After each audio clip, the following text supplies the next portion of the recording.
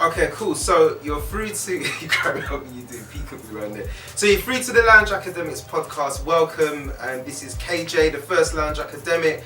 And yes, if you're tuning into YouTube, make sure you hit the notification bell and make sure you press the subscribe button so you can be informed of our next episode. So I'm super excited actually because, you know, we've got a very special guest, a very, very special guest in the studio this evening who, you know, she's there screwing up her face right now. But it's true, it is special because of the work that she does actually. It's so important and I really like what she's doing, but I'm not going to take her thunder. But let me start by first introducing her.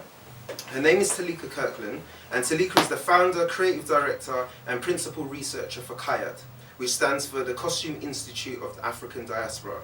With over 20 years experience working in fashion and costume industry, Teleica lectures at London College of Fashion and has travelled extensively throughout Africa and the diaspora, making links with designers, artisans and practitioners across the globe. People, make noise for Teleica. Yes, Teleica's in the studio. Yes, Teleica, smile, show them teeth. Yeah, there she goes. So welcome, Teleica, welcome to the studio. Hello, thank you. You know, after the bright lights beaming on your forehead. No, it's lovely to have you in the studio. Yes, thank you very much. No, definitely, welcome. So, tell us a bit more about CAIAD, and Okay. you know, I know I've done a bit of a preamble, a bit of an intro, but Sure. tell us a bit more about the Institute and its activities. Okay, so the Institute has primarily been set up to establish scholarship around dress history, fashion development, anything around clothing, material culture, anything to do with adornment and things people of African heritage put on their body. Okay. And it was primarily in the first place I started by trying to find out about the kind of costumes and clothing that was worn by the Orisha, which are deities from the Yoruba culture. Then I realised that actually if I'm going to do the whole of Africa and the Caribbean and the whole of the African diaspora, that's going to be immense. Yeah. And so I tried to focus solely on the African diaspora, which of course is immense anyway, and doesn't have a landmass, so that just made it even more unfathomable. Yeah. And so essentially what we're really trying to do is establish an archive, Okay. and establish a form of academic understanding and references around dress, fashion. I don't like to use the word fashion, I much prefer to use the word dress because it kind of says more. Okay. Yeah, so around clothing, dress, adornment, anything that we would use to express ourselves or where we're from. Okay. And why is it important, I guess, how is important is it to document this in terms of the African adornment and dress? How significant is this? It's significant if you consider that it hasn't been done anywhere, and especially with the rise, over the last, I'd say, sort of 5 to 10 years, the rise of things like cultural appropriation and, you know, people jumping on that and really getting upset about that, then that's why things like this become incredibly important, because you need to be able to trace where things come from. Yeah. And everything is out there, but it hasn't necessarily been consolidated into one place. And so actually, there are lots of, it's not just about young people of African heritage, there are lots of young people and lots of researchers and scholars anyway who want to be able to put their hands on information and aren't able to, or don't have the time or resources to go and get the information, because it literally does mean going up hill and gully to go and get the information, you know, and I've done the hill and gully thing, so, you know, that's really, when you consider the breadth of scholarship of, and I hate to kind of use anyone else as a measure of what we should be doing, but when you consider the breadth of scholarship of European dress, for example, Okay. or even Asian dress, and that's not even as much as it should be, but because Asia is a massive continent, but East Asian dress and South Asian dress, when you consider the scholarship around that, and then consider there is practically no scholarship at all around African and African diaspora clothing, the question is not how important it is, the question is why doesn't it exist? So this is I guess this is what I'm alluding to. So this is the first, you are trailblazers in that regard. Don't like that. Why don't you like that? Because there is always going to be somebody somewhere who, Okay. do you know what I mean? I can't say, yes, I'm the first. Because I don't know who collected what and where in their little enclaves.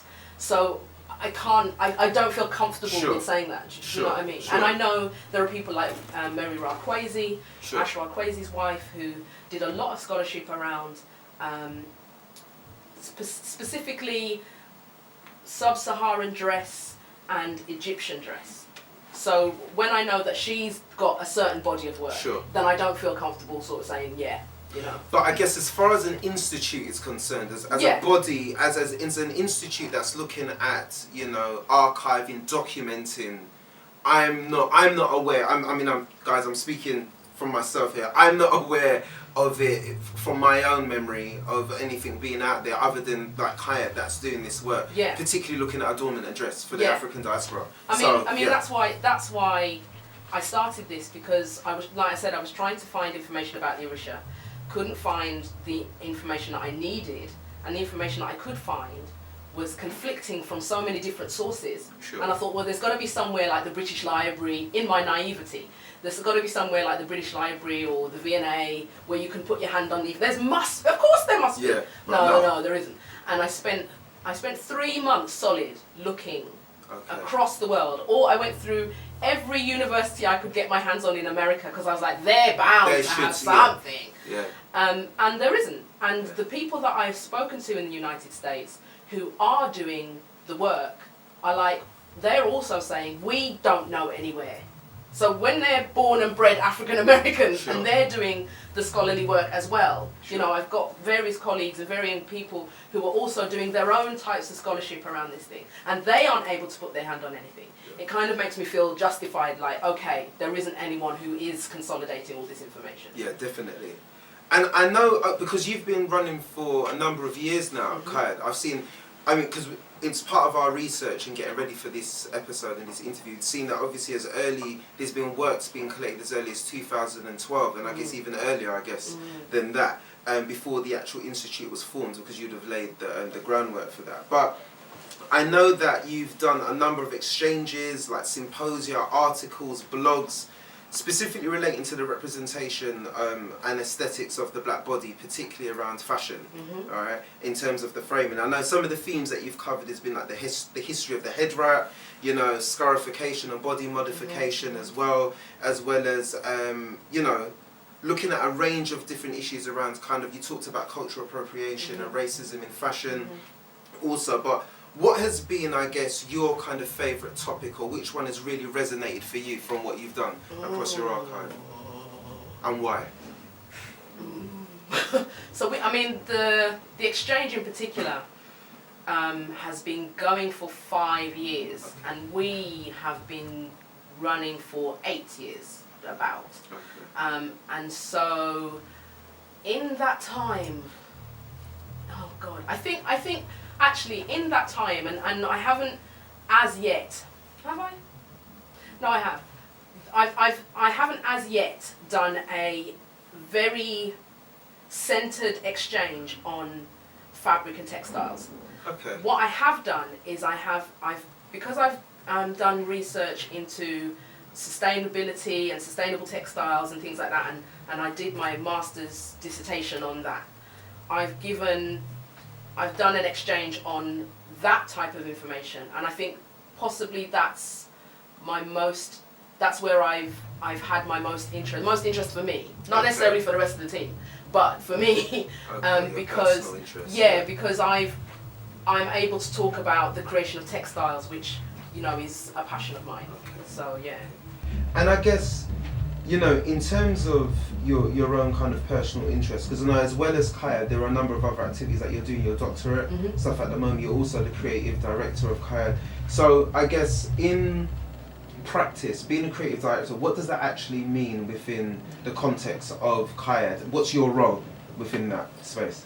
As my nan would have said, That means I'm head cook and bottle washer. So everything. Everything. Yeah. So basically, there's only 4 of us in the team. So we're a very small team, and we try and do as much as we can with only the 4 of us. Everyone has a specific role.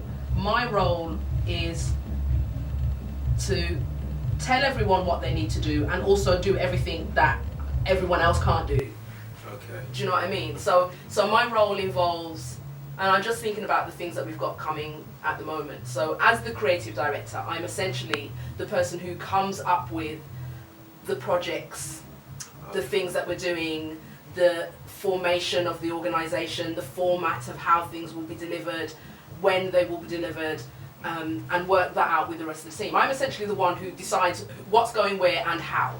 Okay. And then who's going to be involved and who we're going to get involved with and what that's going to look like and things like that. So really driving the vision for maybe Yeah. Kayad's activities, what's happening, how that may look year by year, because I know Yeah. often you have to plan a year, 2 years in Yeah, advance. I mean, and sometimes. we do.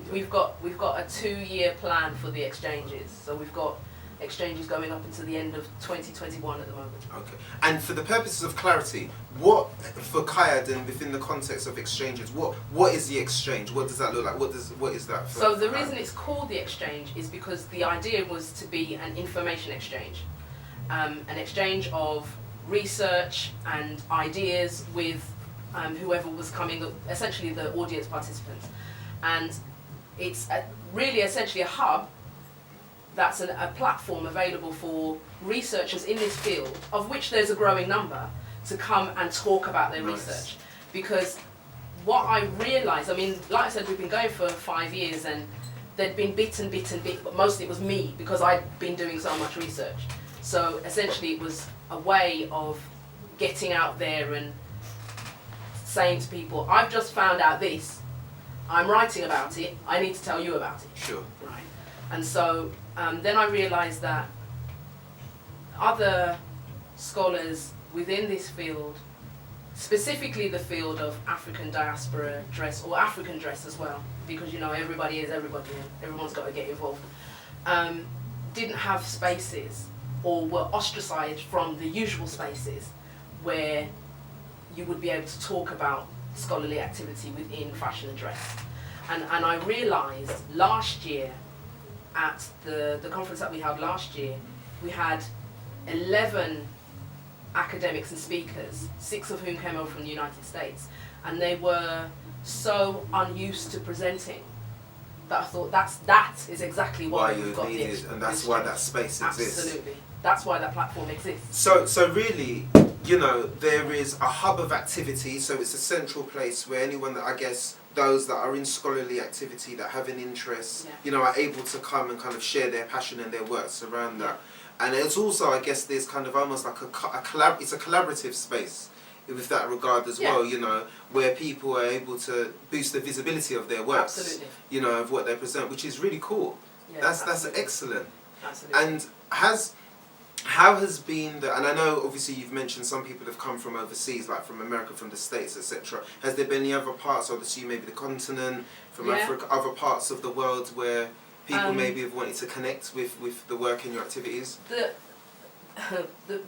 problem is that because we're so small, nobody really knows about us, which is a good thing and a bad thing. Okay. It's a bad thing because there are people who are out there and they need help, or they need work, or they need support, or they need to know that you're not the only one doing it, and actually, you know, we can help you in whatever way we can. That's why it's bad, because people don't know we exist to be able to say, okay, I'm not on my own. There are somebody, or there's a group of people who are actually doing this thing. It's good in a way because it allows us to just get on with it and not have people on us all the time, right? And be, can you come? Can you do? Whereas if you was more visible, I guess, because the team is small, you could become inundated with requests. And that happens. To be fair, even with our smallness, right? Yeah.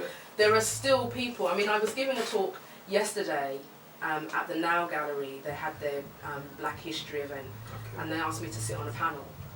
And honestly, I only spoke for 5 minutes, but after the whole panel discussion, the panel discussion finished at 8 o'clock, and I didn't leave my seat until 9 o'clock because of the queue of people. Oh, waiting to, right. Always. And this happens time and time again. So it lets me know, okay, this information is needed, people want it, it's very, and people are like, why don't we know about you? And oh my God, and all of this. And I'm not complaining, that's great, but I think what I'm really needing, I suppose, is more time and resources, which of course there are none. There are no more time and resources. But people from the continent, I mean, in the conference last year, we had a speaker from South Africa, Laduma. I can't say his last name. It's Nxgolo. I don't know how you pronounce it. Yeah, it sounds deep.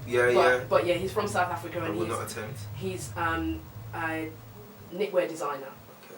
Who's a alum of CSM, Central St. Martin's. Okay. And he came over as a keynote. And so there have been people who have come over, and there are times when I've gone over and I've spoken to people over there. So next year we've got a couple of people coming over from Ghana that I've connected with when I went over there. So, it happens, but it happens very slowly. It's not like, I suppose when in development, my model was somewhere between the Costume Society and the V&A. Now, of course, the Costume Society and the V&A have X amount of resources, and way more resources than I could possibly ever imagine. So I'm trying to follow that model with the 2 pence I got in my pocket, and literally my 2 foot hill and gully, like I said. Yeah. So it really does involve trying to put as much energy into this thing as possible and let people know that there is energy and wherewithal behind it, And just as you're speaking, because a question or thought came to mind in terms of like investment and funding for, because I assume as it's an institute, we could say that's along the lines of as it's documenting research, it's got art, it's got an archival aspect to it. I'd imagine, is there funding available? My knowledge isn't great on these things, but I wondered, as it's an institute, I'm likening it to that of maybe like of a think tank, let's say, and what's the kind of investment that's available for the institute for this particular your activities? Is there investment or money available for it, and how does that work given the thing to remember about this country in particular is there is X amount. There's so much money in this country. There's so much money, but as with most community-based, I'm massive scare quotes because again it's one of those words and one of those phrases that doesn't necessarily fit all, and essentially basically means anything people of darker skin are trying to do has a particular politicization around it, and as the politics goes with it, you then have a certain amount of tick boxes that you have to achieve, and you have to be a certain type and a certain and engage a certain group of people, and there are all sorts of things. There's all sorts of things, red tape, all sorts of bureaucracy and political political hoops that you have to try and jump through to be able to secure funding. Now we did a project 5 years ago that we got HLF funding for. HLF, that's Heritage. Heritage Lorry. And that was our largest funded project to date.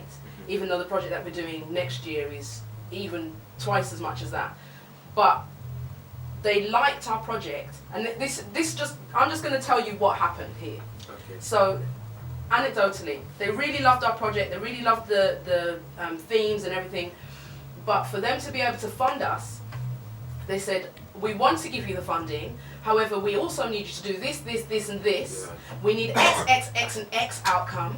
So the outcomes that you're planning are great, but we also need at least 5 or 6 other outcomes. Sure. We also, we're engaging young people, but we also need you to engage NEETs. We also need you to engage the disabled. We also need you to engage. So it becomes one of these things. Totally changes also the identity Voila. of what you're doing. It just changes. So yes, there is funding, but there is funding based on certain parameters, and you have to fit certain criteria to be able to access certain funding. Now, the other thing is being funding dependent has been a thorn in the foot of many a black organisation, and we have said from the very beginning, we don't want to be dependent on funding. Yeah. Because the minute you do become dependent on funding, I don't know what happens, I don't want to cast aspersions on anyone's organisations, but things start to fall apart, it starts to crumble.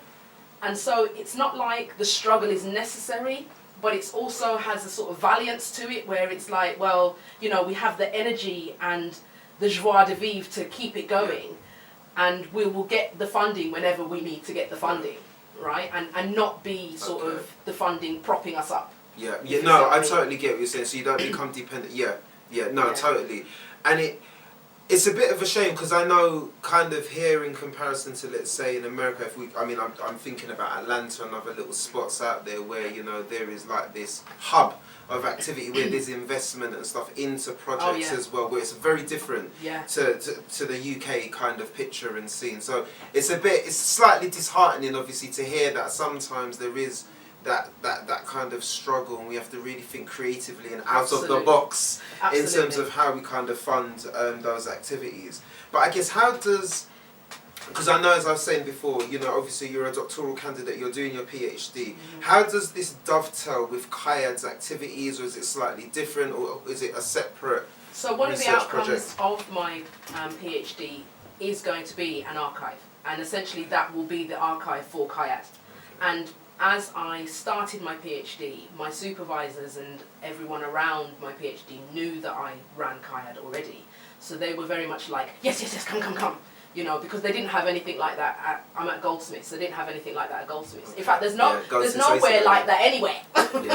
You know, to be fair. I teach at London College of Fashion and there isn't anything like that. So that was really embraced. That was at Goldsmiths especially, London College of Fashion, and I don't care, I'm going to throw them under the bus. They were completely like, we don't know anything about African fashion or Caribbean clothing, we don't know, and they were very much like, they're very, very afraid. And essentially, I've come across this many a time where academics, especially high-level academics, focus on a particular topic, which is what you're supposed to do. Yeah. And if they feel like your topic is beyond them, they don't feel, I suppose, comfortable enough, or their ego won't allow them to say, you know what, I don't know about that. I don't know about that, tell me. Okay. That's an area of expertise I'm unaware of. Help me understand. Or maybe I can speak to somebody else who could help you. Yeah. And I've come across too many academics, unfortunately, like that. That fit that. Okay. It's like an ego thing where I'm so very knowledgeable in this particular area. I'm not trying to hear what you've got to say because now you're saying something I don't understand. So. Okay. But yet that was a very different experience with Goldsmiths, like you said, because I'm assuming through that interest, I guess there was in terms of supervision for your for obviously for the doctorate and stuff. Let me be absolutely honest. It took me a year, 12 months to find a supervisor. And I went all over the country to try and find one. I stopped short of going to Glasgow to try and find a supervisor because it would mean that I'd then I might as well move to Glasgow if I'm going to do, if I get my supervisor in Glasgow, I have to be in Scotland. And so I found Dr. Shirley Tate, who I adore. Shout out to Dr. Shirley Tate. Yeah, shout out Dr. Shirley Ann Tate all day. Professor Shirley Ann Tate. Professor, yes. Who the UK has now lost, and she's now at Alberta in Canada.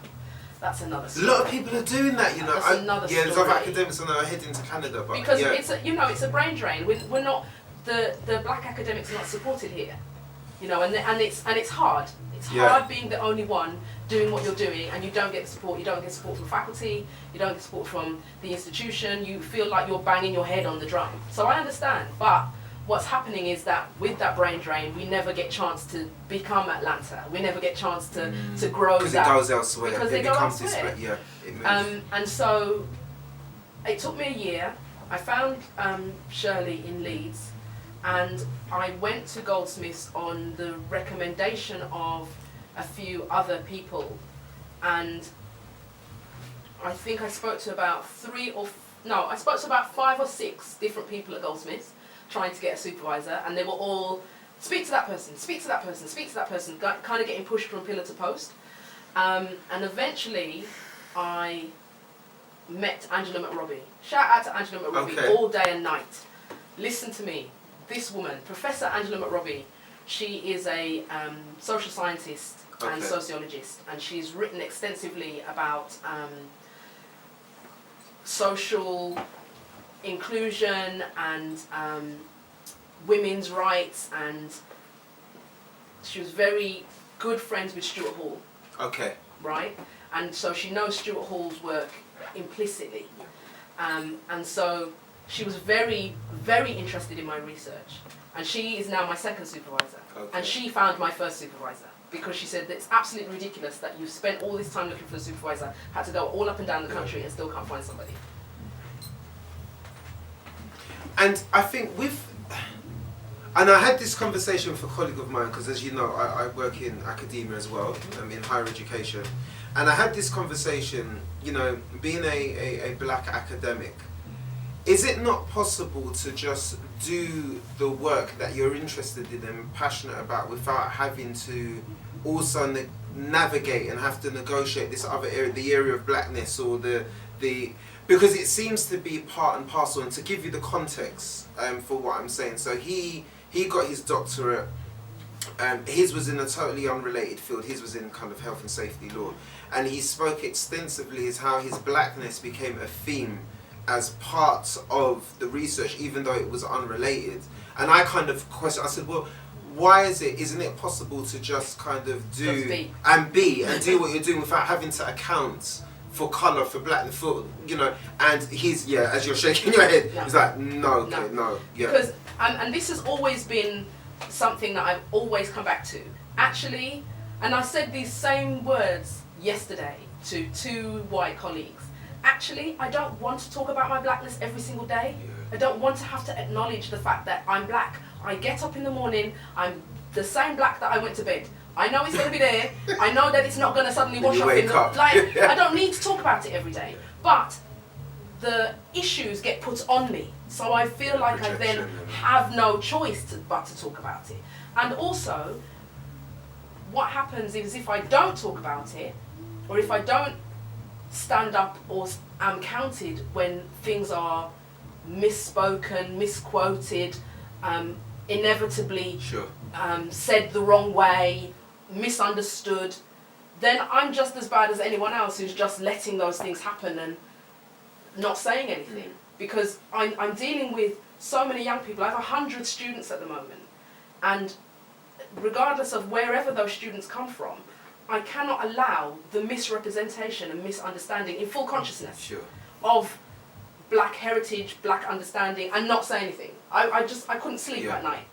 Why didn't I speak up? Why didn't I say something? And that would be kind of contradictory to what you're setting out to do in terms of the institute anyway, where you're trying to bring in this very important information, you know, and to bring that in as part of creating new knowledge and information. I really empathise with your colleague, because, you know, I feel him absolutely. Like, you know, you just want to you just want to do your work. But I mean, just this afternoon I was speaking to another colleague of mine, and she's almost finished her PhD, and she's looking at black superheroes. Oh, cool. And black superheroes. And she's looking at damn, the I should have done that. Too late. The representation of really black superheroes and Regency and Kings and all of this. That's her PhD. She's been asked by the BBC to come and speak about black street style. Why? She sat there with me this afternoon and she said, I know nothing about black street style. But she's been asked asked to speak on black street style. And so she's got the book which Professor Carol Tulloch wrote about black street style in 2005, the book she edited. And I said to my colleague, but that's a Carol question. Why didn't they speak to Carol? Now, Carol's massively busy. But it's the same issue. Because you live in this skin, you can talk about it. You must be able to. You must know about that. Talk to me about FGM. Talk to me about what's happening in Eritrea. Talk to me about what's happening in Sudan. You know what? I'm not Sudanese, Eritrean, or experience FGM. I know nothing of those things. Why would I? Do you know what I mean? Sure, of course I do. And I think this is a good, I guess, point to kind of go on to some of the other stuff that Kaya does, because I know a huge theme that's been covered as part of even your most recent exchange. I know through Kayad's work, you've done a lot of stuff around kind of racism in fashion, in particular, and looked at the the associate theme of kind of colorism within that. So, I mean, I know this is colorism obviously is a thing because I know it's out there. There is, particularly in the States, I know there's been a lot of kind of personal narratives and videos and stuff that's been written about this. And I mean, as part of the team's research, because we also previously had film producer and filmmaker Emmanuel Anania Masigwe, who was on here talking about the film that they did called No Shade. So it's a big thing, and I know we've been starting to talk about it here in the UK as well. I mean, just some of the themes that we've seen and that's come out were things around, why black girls like me considered dark skins are not getting married. Other short stories or blogs talk about, my toxic affair with skin lightening creams. How dark-skinned women break into the entertainment industry or into Hollywood. And I guess these are themes that you've most probably maybe heard and has resonated with you as well. So, this question of colorism, I guess within the context of your work, because I know the phrase colorism is fairly new in terms of using that actual phrase or that term, colorism. Within the context of your work at Kayad, what actually is colorism?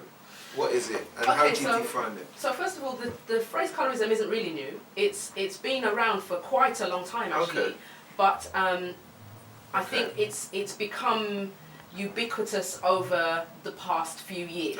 Because really what's been happening since the rise in social media, and since a lot of young people and a lot of black people have come on social media, then they have things they want to talk about, so they put these things out there, and then it becomes, within the social consciousness much more. We understand. I re-established the definition of colorism, and I used the Oxford English Dictionary's definition, which was essentially the discrimination of people of darker skin. And not necessarily interracially, more intra-racially. So it's intra-racial discrimination, which means inside your own race, discrimination of people of deeper, darker shades. And so the reason I redefine that is because at the beginning of this year, we were talking about colorism, and we were all different shades in the team. And there's one of our team members is very light skinned, and she was talking, as tends to happen, and she was talking about the issues that she's had with darker skinned people, darker skinned women in particular, and how that's affected her. Now, interestingly, she's got 4 sisters, and one of them is the same shade as her, and 2 of them are much darker. So it's kind of like in her family, and her mum is very dark skinned as well. So it's this whole issue that she was talking about, and we were discussing this in the team and saying, okay, well, what do we call that? What do we call that? How light skinned people feel when they feel like they've been put upon by dark skinned people. And so we were having this discussion and saying, okay, well, do we need to make our own definition of this? And then I realised that actually it's not about, and this was at the beginning, right? So by the time we've gone through all of these 4 events this year, and we've spoken to people, and people have brought their anecdotes, and have really torn their heart out, and some really emotional stuff has gone on this year. And by the time we got to the end, I realised that actually the issue that light-skinned women have, or perceive that they're having with dark-skinned women, is not a different type of colorism. It's a reaction to colorism. The dark-skinned women attacking, for want of a better word, or being horrible, the perception of them being horrible to light-skinned women is a reaction to colorism. If a light-skinned person is seen as the ultimate, is seen as the prize, then one of the things that was on the definition that we had on Friday was talking about how... This was part of the exchange. This was part of the exchange. Friday, was talking about the halo effect. And the halo effect talks about your perception of something, let's say you've got a talent, and because you've got a particular talent, then anything else you do is also going to be good. So you're very talented on the microphone, let's say, but that must mean you're a nice person as well. That must mean you're good to your mum. That must mean you're good to your kids. Is this right? a part of your whole pretty nice trope? The pretty nice acceptable trope. The pretty nice acceptable trope. That I was talking about, which essentially means if you're considered to be pretty, then you're also considered to be a nice person, and then you're considered to be acceptable within society. And so this is what we were talking about, and I'm realizing that actually, light-skinned women in particular, talk a lot about feeling like they're being ostracized or feeling left out. We've got the whole Beyonce brown-skinned girls thing, and they did this whole thing on Twitter where it's about me as well, and all of that. But essentially what's happening there is a reaction to the bigger issue of colorism. Is that making sense? Yeah, so, from my understanding then, because I was going to ask the question, could the pendulum ever swing in the opposite way? So in other words, like you said in the example of your colleague at Kaya, could, she be the victim of colorism? Is it specifically around people of darker skin tone, darker shade that, are affected? That question is like saying, can white people experience racism? Because essentially, the pendulum can only swing if people who were always seen as less than and disenfranchised suddenly gained the power to be able to determine what is beautiful within society, determine what is acceptable within society, and then had all those knock-on effects to be able to stop someone's being able to get a job, being able to stop someone being able to access opportunities, resources, was able to say, okay, because you've got straighter or looser curled hair, then you're no longer acceptable, only very tightly coiled hair is acceptable now. Do you understand? There's so many things that would need to happen for a pendulum to swing the other way that it's really arbitrary to even sort of think that it could. Yeah. But I guess and it's only because I'm going by experiences of what I've heard people say, and some things that I've heard also where, for example, and it's slightly different because we're not talking about economic standing, we're not looking at social mobility, we're not looking at, all these other factors, which obviously racism clearly hinders us, in that regard. But I think it was more around, for example, looking at intimate relationships in particular, where there may be a preference where a person of a darker skin may say, well, I prefer a darker skinned man or a darker skinned woman as my partner, and I don't like light skinned people or whatever. And that's something that I've seen. That's something that I've heard has come out recently as well, and that's things that I've heard people kind of talk about, In that particular anecdote, though, why would a darker skinned person being attracted to another darker skinned person be seen as something that was prizeworthy or overly valuable? Do you see what I mean? So the understanding is that people who are lighter skinned or more adjacent to whiteness have a type of value within society that everyone, regardless of wherever you come from and whatever shade you are, is trying to reach, is trying to align themselves with in some way, shape or form. So if that's where people are going towards, how would then somebody not going towards that also be seen as trying to gain some kind of benefit? So really it's positioned, like I said, the way this seems to be positioned is in looking at, obviously, like I said, in terms of social progression, in terms of mobility, in terms of sorry, I'm slightly distracted because people aside, but around kind of economic well-being, etc. I get you that people can be discriminated against in that regard, but then I guess slightly moving aside from that, this other stuff that occurs, so sticking with the example of your colleague who may be as you kind of debated and discussed, right, you saw as reactionary, to her reacting to obviously colorism, etc. and all that. What if we was to coin that or to explore that? Is it solely in that way?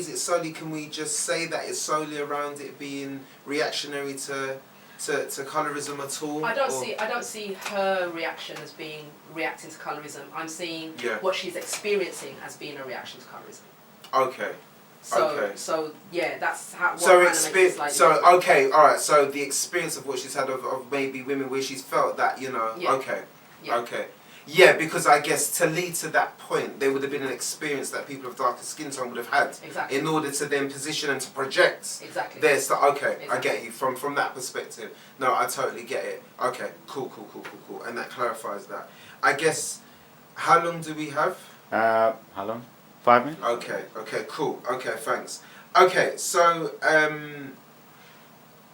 in terms of your take on exploring the whole colorism debate, because I know Kyle you've had a unique approach to how you've done your exchanges. So I know, for example, you had a model agent from New York who came over to help kind of unpick some of this stuff as well. How has Kyle kind of explored this through your exchanges? So the exchanges have been run this year between me and our staff writer. And our staff writer's research focuses primarily on representations of dark-skinned models within fashion industry. So she was the one who brought in, I can't remember the woman's name unfortunately, she was the one who brought in the model agent from New York. And so she did too, I did too. And it was really about introducing the topic, what we understand by colorism, how it's seen within society, within fashion, within the community. And then discussing, and then I went on, the second one I did with a group of students, talking about how their experiences of colorism, what were their experiences of colorism. And I had a young lady from, all girls, a young woman from India, very light skin, a young woman who was British but of Nigerian heritage, very dark skin, and a young Somali woman who was just brown, mid-brown. No one talks about the mid-brown. Big up the mid-brown people. And so I spoke to them all for a couple of hours and edited together this video of their experiences of colorism and how they felt about it.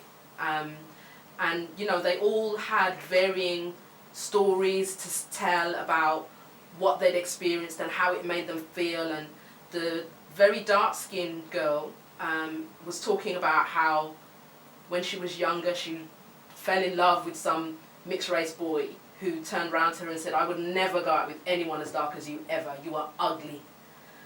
And she's now, I mean, that was probably when she was, I think she was 14 or 15. She's now 23, and it's still something that she's like, I just shrugged it off and was like, okay, and sort of went within herself. And she's much more confident within herself and loving of herself now. But she did say that at the time she had asked her mum if she could bleach her skin. Wow. And so when you understand how it's impacting young lives, this isn't a conversation where, and this is what we were saying on Friday, it's not this conversation where you can just have the conversation and, okay, we all good, we all fix colorism, okay, let's go. It's one of those conversations that has to keep happening. One of the things we were saying on Friday was that what needs to happen is we need to speak life and positivity into our kids, regardless of whatever shade they are. Of course. Regardless of, a lot of, my family's Caribbean, and a lot of Caribbean people, especially Jamaicans, I love them dearly, but Lord, they will talk about, Lord, she blacky, what the hell, she black, and make out like something is wrong with you, because, and they don't mean to hurt you, but they're using language that ultimately hits to your core, and then you start Caribbean growing. We're very cutting anyway, Ooh. to be fair. And that's regardless of shadism or colorism, or just, if anyone died, boy, I think you drop down dead, they're just dead. There's no tact. There's no tact at all. So, there's, when those things cut to your sense of self, and then how you then seek to determine how you move in the world. And you understand that, okay, I'm not good enough, I've got to be better, I've got to look better, I've got to be lighter, I've got to, those things start to impact on who you are and who you believe yourself to be, and then how you can move forward. Yeah, definitely. Well, it seems like we've kind of come to the end of that time, actually, as a team. I kind of see, I mean, we've unpacked, yeah, we've started to unpack some stuff, but you know, as always, time gets the better of us. And you know, Teleica, it's been really great to have you in the studio. Obviously, it's been very helpful to at least start to open up this box and to look at this. And I guess, as you've kind of said, around colorism and around these issues, we need to keep the debate, we need to keep the dialogue open and the conversation going. But something we often do as part of the show is we often ask, you know, if there were, you know, two other guests or anyone that you can think of, they have to be people that are living, people that are here, that are contactable or you're in contact with, who you'd think about coming and sharing a particular topic. Yours has been around the work that you're doing at the Institute and it's around colorism and having this conversation, but you know, it could be other topics as well. Who would be your two individuals that you'd think about and recommending coming on that could really shed some light on some interesting topics or areas? I've got about three actually. Okay, cool. So the first one is Karen Arthur. Karen Arthur runs Redskin Bespoke, which you can find on Instagram. Redskin spelled REDD. Okay. SKIN. She is and all of my people are going to be based around fashion, just so you know. Thank you. Yeah. That's cool. She's a designer and dressmaker, but she's also started a movement called Wear You're Happy, which I think everybody needs to hear about because it's really, really amazing. And she talks about older women and younger women and really getting conversation going around just wearing clothes to invigorate your life as opposed to try and be anything else. You know. Another person is Jamal Uxon, who runs Denim Recon London. He's a denim master tailor, and he is in New York at the moment, but he runs his organisation, his design company is really about recycled denim and making things out of denim. Really amazing designer. And the last person is Shakila Elise, who was the first black person in this country to graduate with a master's in fashion psychology. And she talks about fashion psychology and what that means for everyone, but specifically what that means for people of colour. Okay, cool. So we can get that hook up. Yep. And just quickly, how can we get hold? Anybody wants to continue this conversation with yourself around colorism or follow Kayad's work, how can they get hold of you? So we are at Kayad UK on all platforms, all the socials, and they can email us at info@kayad.org.uk. Brilliant. Teleica, thank you so much. Thank you. It's been emotional, it's been great. Thank you. And don't forget to hit the subscription button and the notification bell to be informed of the next episode. Thank you very much. It's been Lounge Academics.